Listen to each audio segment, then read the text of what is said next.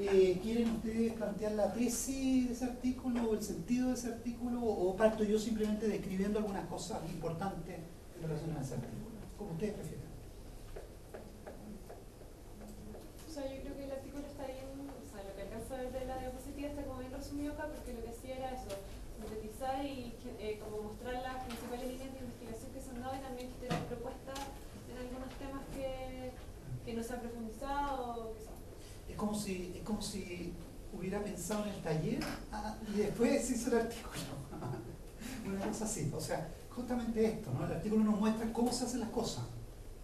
Entonces, también, por lo tanto, nos está invitando a tomar alguna de esos caminos para hacer las cosas. Eso.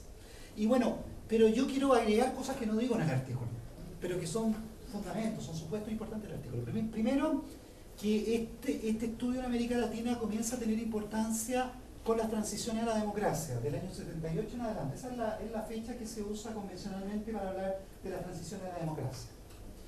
Y entonces empiezan los estudios sobre presidencialismo latinoamericano, sobre partidos políticos, mucho electoral, y empieza tímidamente la investigación sobre los congresos latinoamericanos. Pero siempre con la perspectiva de que lo importante es el presidencialismo. Porque hay montones de libros que se empiezan a publicar desde esa época en relación con la democracia de los países, la democratización, y sobre el régimen ejecutivo y los presidentes y las elecciones. Y los congresos se toman como un actor más. ¿Ya? Se toman como un actor más, en algunos casos se describen, pero no hay un estudio propiamente de la agenda legislativa. En el 78, hasta más o menos la década del 90, mediados de los 90. A mediados de los 90 empieza a estudiarse el Congreso como objeto específico de investigación en América Latina. Por gente que publica trabajos que acá yo les cito, algunos que son bien importantes. Bueno, pero también hay un contexto que es súper importante, un contexto que explica por qué razón empieza a estudiarse legislativo en América Latina. Y es que el contexto es de un mayor papel regulador del Estado y de las reformas de segunda generación. ¿Cuáles son las reformas de segunda generación?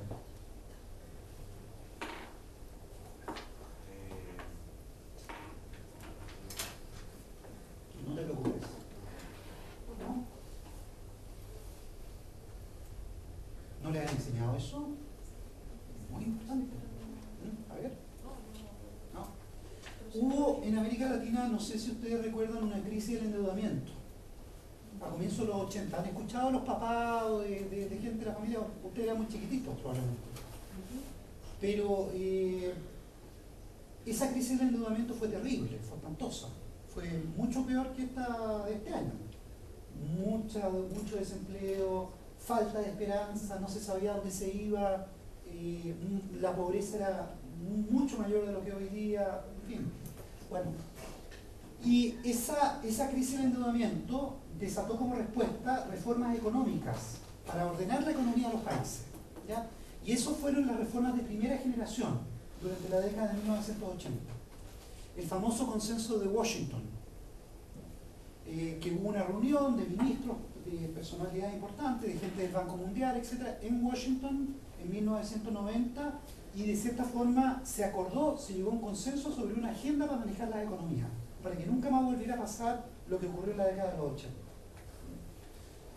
Ahora, pero en la década del 90 y hasta ahora se ha tomado conciencia que eso no fue suficiente, que eso era solamente un marco de referencia para poder progresar, que hubo muchos temas que quedaron pendientes, temas sociales, ¿para qué decir los temas educacionales?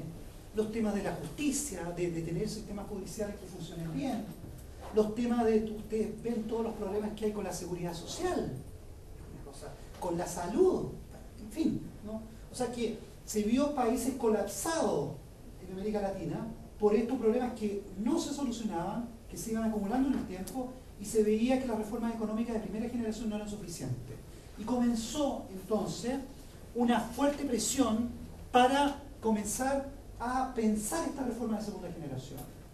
Y toda reforma importante en América Latina y en el mundo pasa por tener que hacer una política pública donde se va a legislar sobre ese tema. donde se van a tomar decisiones sobre cómo se va a regular el sistema de salud, el sistema de las pensiones, el sistema de la educación, todo lo que uno tenga. Entonces, ese contexto es súper importante porque se empezó a observar con más detención qué están haciendo los congresos en América Latina. Pero hay otro elemento importante que yo menciono acá, que es la modernización del Estado. Muchos de los problemas de América Latina que se venían arrastrando durante décadas, digamos, mucho tiempo, se diagnosticó que tenían que ver con el hecho de que el Estado en América Latina es muy retrógrado, muy malo el Estado, hace las cosas muy mal, ¿no?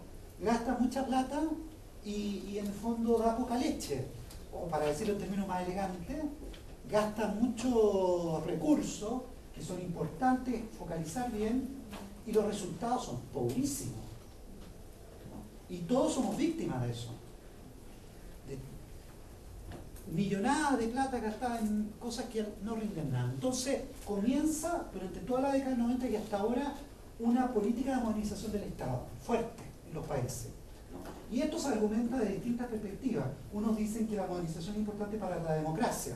Si queremos una mayor calidad de la democracia, necesitamos estados más modernos, eficientes, que respondan bien a las inquietudes ciudadanas. Eso es lo que queremos, ¿ya?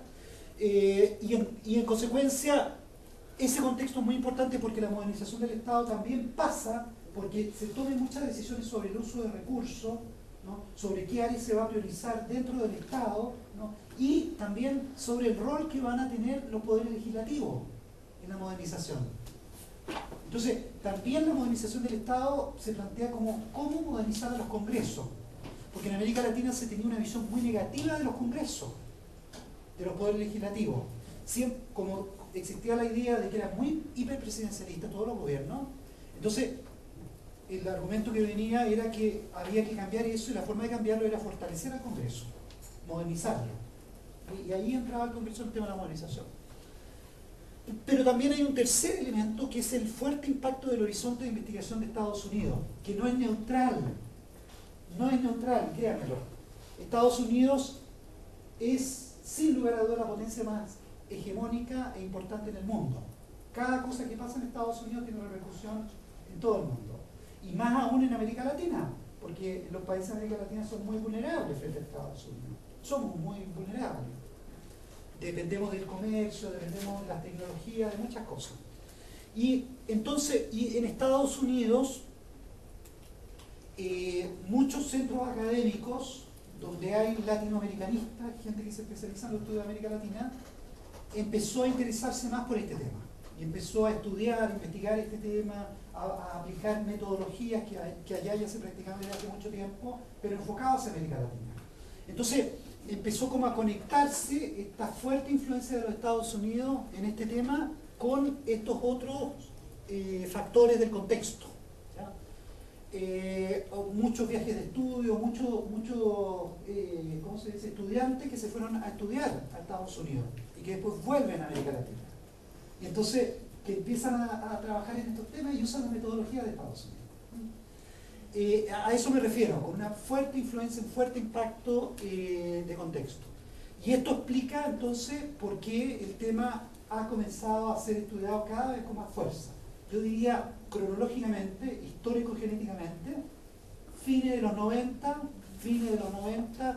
y el 2000. Y esto está empezando, esto está empezando nomás, para seguir hacia adelante con mucha fuerza.